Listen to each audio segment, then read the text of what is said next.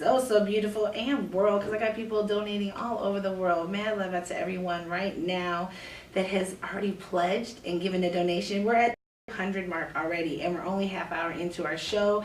Man, our goal tonight is 500. That's the goal tonight. And in the studio, y'all, I have Wise. What's up, baby? What's going on, Miss B? He's back. Woo woo. Yeah.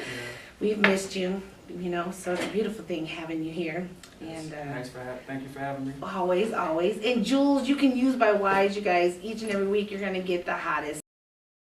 Jules, you can use by Wise. It's going to educate you in the political world here in our area, and then as well as worldwide, because Wise is not just working on things here in Lincoln, he's working on things worldwide to help individuals, particularly incarcerated individuals worldwide. But the information that he's given us, it's useful to all of us. Definitely useful, because the more we know, the more knowledge we have, the better we can come as a community.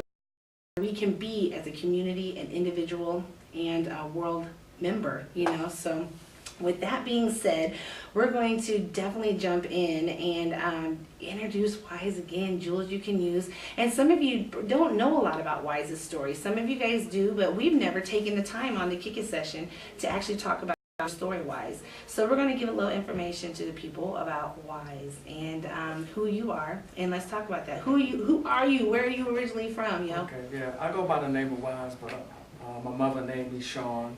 Yes. Sean Miller. I love that name. I do too. It's a beautiful name. Yeah, but Look at you smiling over there. I love it. I was born and raised in New York City.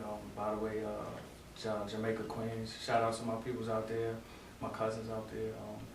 And I grew up there for like 12 years before my grandmother died. And I was shipped around to foster homes, and eventually ended up in the juvenile system.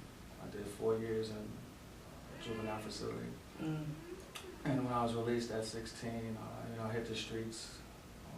And from there,